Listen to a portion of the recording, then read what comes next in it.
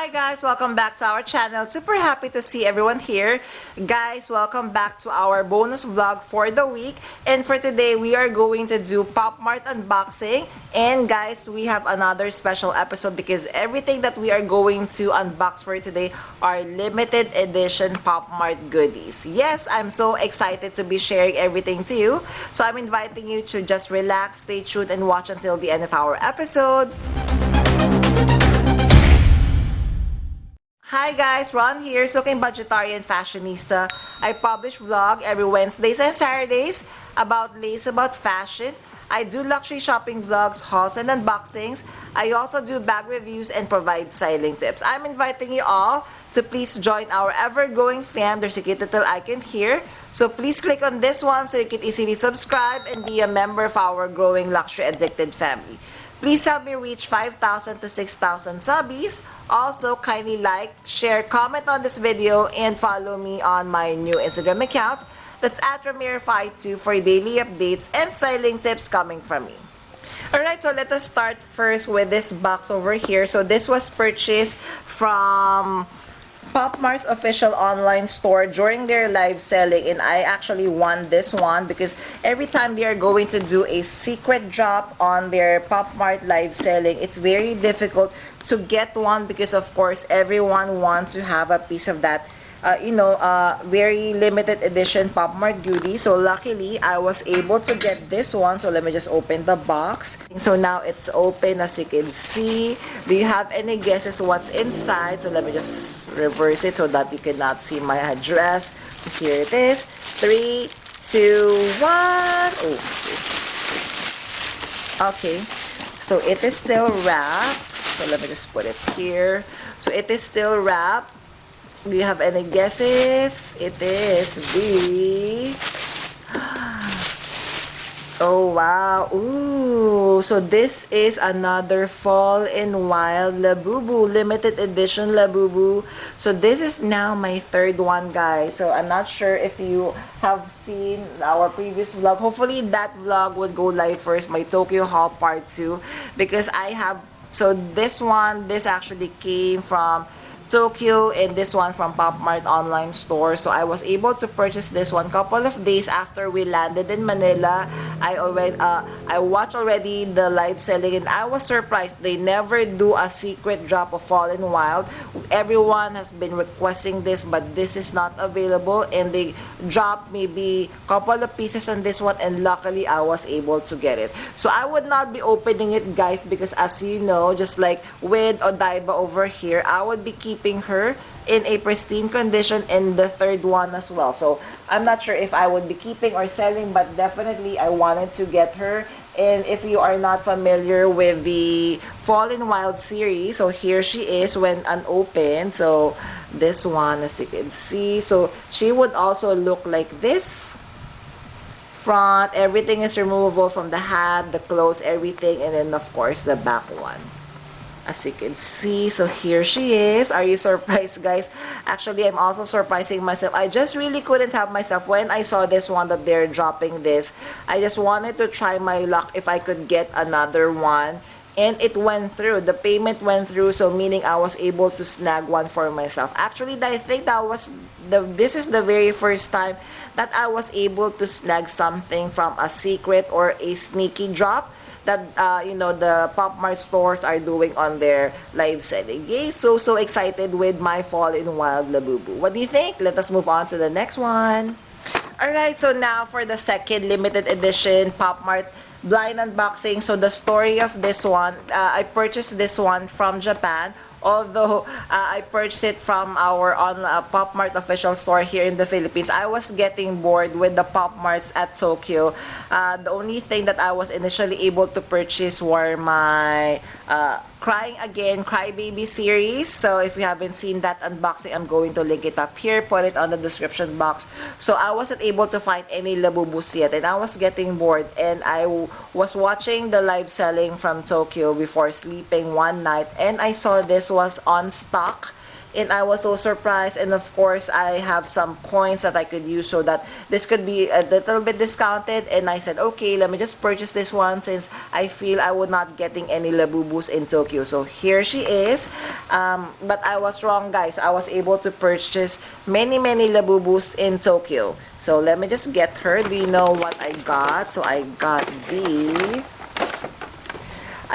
a Coca-Cola collaboration Monsters X Coca-Cola. So as you know, guys, I already have this, and I was so lucky because I was able to get the two designs. So I was able to get Happy Factor, and I was able to get the Surprise Shake. So both of these are like can be compared to Have a Seat and of course the Exciting Macaron. And the reason I wanted to get this one, so I said I could get either any of the two designs, and then I would just be removing. What I was planning to do is I would be removing the accessories, and then I could either have another, you know, make it like a secret edition Have a Seat or a secret edition Exciting Macaron. So are you ready? And of course, guys, we could still get a secret. So I haven't seen the content of this one. So I have just, you know, cut the bottom part so that, because with this packaging, guys, I love the packaging of the Monsters Coca-Cola series. I want to keep it on a pristine condition. So here she is. Let us check what we got here. Do you have any guesses? Honestly, if I would want to get something from this, another one, it would be the standing one, the Surprise Shake, just like the Exciting Macaron. So here she is. Oh, okay. So what we got is we got Happy Factor. So she is the Have a Seat one. Okay. Okay. So here she is. So let me just remove her. I really love the packaging. It is very easy comparing to these kinds of packaging. This is very difficult to open, and honestly, if for example you are going to ask me what packaging I would love more, I would love this kind of packaging, which is inside this one. Is very easy to open, and there is a surprise factor that you do not know what you would get. So here she is. So I got the, wait, where is that one? So I got the Happy Factor. So this one I am planning, of course, so not now, maybe I'm going to do a separate vlog. So I'm going to remove the Coca-Cola Coke in can and then wear her as she is. What do you think? Super happy. Although I really wanted the Macaron one, but still, she is still very pretty, very perfect. I think this is okay because I am looking at my limited edition Labubus right now. Everything is like the Exciting Macarons. Everything is standing up. So maybe it is perfect that I get like a Have a Seat version of this one. Yay! Super cute. So here's the front part, guys, just in case you haven't seen it. So I did an unboxing for this one. Of course, I'm going to link it up here. Put it on the description box. So this is the front. Her fur is white, very soft. Love it, just like the Have a Seat. And then, of course, the back part, the bottom part. So this one, it is stitched. The Coca-Cola Coke in can, it's stitched so you cannot move his arms. I'm going to remove this one so you would be able to play with her more.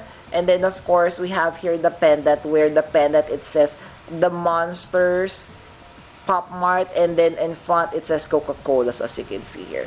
So what do you think of our second unboxing? Super cute. I think this is money well spent, even though I have her. Yay! Alright, so for the next unboxing, so we have another limited edition Popmart here. So I purchased this one when I just landed from the Philippines. I immediately tune in to the official Popmart store live selling, and I was surprised that they are going to do a secret drop on this one because I've seen this. So we were still in Japan one evening before sleeping again. I was watching their live selling. They are going to drop this. Unfortunately, since my location is in Japan, I could not purchase directly from there on that specific live selling. So I waited to come home, and I was surprised that it's still available. Initially, I'm not really sure if I wanted this one because I feel that this is very expensive. It is the same as my Wings of Fortune. That's how expensive this limited edition one is. So I was like iffy to purchase, but I said okay, since she is limited edition, I still have to get her. You know that feeling, guys, like she's available for you and then you just said yes, right? So let me just cut this packaging first. Okay. Do you have any guesses? Let me just reverse the box. 3, 2, 1. Oh, wow. Oh. Wow. Oh, my God. Oh, wow. Oh, my God. This is, oh, my God. This is the first time that I'm looking at this one. I thought it was smaller, but it's actually a lot bigger. So, this is the Crying for Love vinyl plush hanging card. Love you, Cherry Much. Super cute. Let me just remove, guys, the tape, and let me remove her and show her to you. So this is the back part of the packaging. Super, super cute. One moment, guys.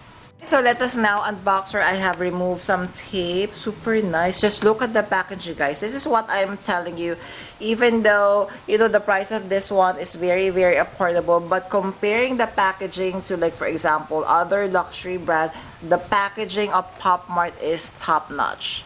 Top notch. I'm so happy. So let me just hold this up. Oh, wow. Ooh. How do I do this? Oh, wow. Super cute. See? So I thought, so like this, and then the back part. So they have another, what do you call this one? Plastic packaging. And then, voila. Oh my God. Here they are. So this one, so they are actually magnetic. Ooh, yes, they are. Ooh, super cute. They are the Love You Cherry Much plush pendant. Super cute Crybaby. And as you know, I am in love with the Crybaby series. It is one of the pendant plushies that I'm actually collecting. Have you seen, guys, my recent heartbreak with the Crybaby unboxing, where I got duplicates of the pink one for so many times? I think the fourth time that I've drawn that, so I think I'm cursed. But this one, I think I would be lifting that curse. So this is the front, this is the side, and as you know, so they have only one D-ring over here, so that you're going to hang it on a bag charm together like this. And they are magnetic. They are magnetic. Cute. Super cute. And just a size comparison with my regular Crybaby series. So this is the regular one. So this one I brought with me in Tokyo. And this is the one that I got 4 times, guys. So this is the original. Then I got the second one. The second one I was able to resell immediately. Then the third and fourth, I got those third and fourth directly from Tokyo, guys, from Popmart. Unfortunately, I got the same one. So luckily, I was able to sell them, and now I have this.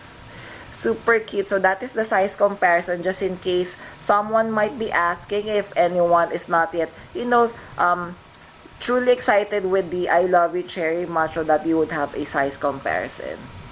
Super cute.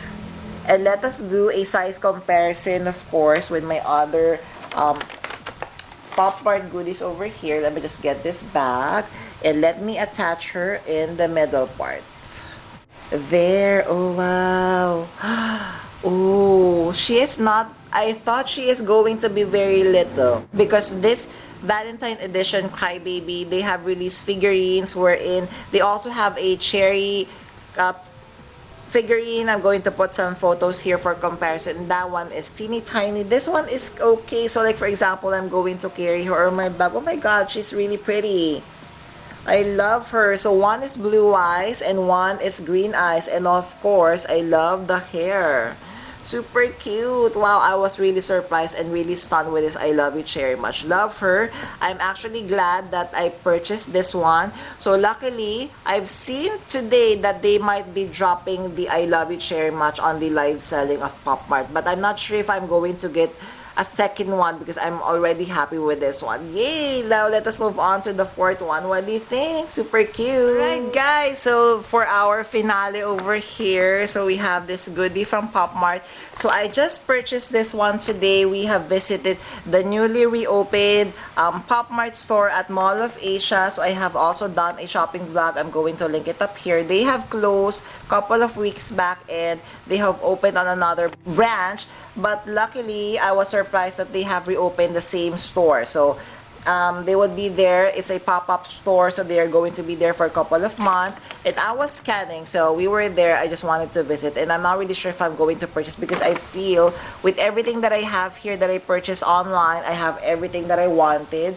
I was holding a Space Molly, and then I was already paying at the counter, and Yen said, "What is that brown Labubu?" And I said, "Oh my god, they have a secret," and I was surprised. They have this. So now let us reveal this to you. So this is the one that I got. So it is here. It is here. Super excited. As you can see with the sticker of Popmart.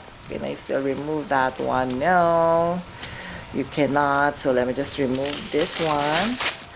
Ooh.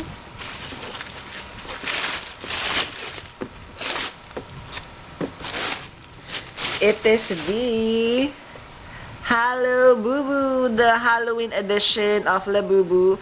So this one I got. I'm so happy with this one. To be honest, guys, I wasn't really looking for this one. So when I purchased my limited edition, this is actually my least favorite. But when I saw this one, and you know me, okay, so it's there. Plus, I want it in my collection, so definitely I put down the Space Molly and I said I would be taking this one, which I feel I'm very, very happy. Now, let us remove her. Let me just check her. Super cute. And I think the reason why I got her is because the color of this one is just like with the secret edition of these Have a Seat and the Macron, which is the color brown. Now, let us just remove some tape and let us bring her out of the packaging. What do you think? Give me 1 second, guys. Alright, so now let us remove her from the packaging. I just removed a couple of tapes because it would be easier that way. The packaging is really, really nice. Halloween. Sitting pumpkin vinyl plush pendants. Over there, and here she is. So you can see, super cute. So let me just snap off some of the constraints. Ooh, okay. Okay, there she is. She is now free. Wow, oh my god. I think Winnie LV would love this because she loves Halloween. Does she have this, guys? If not, kindly comment down below and tag Winnie LV. Super cute. So she has this body. Okay. So she has the head. The head is non-rotatable.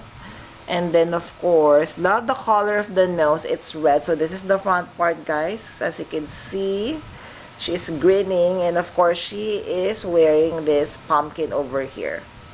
Super cute. And best part is, I would be able to bring her out already because I already have an acrylic that I purchased for the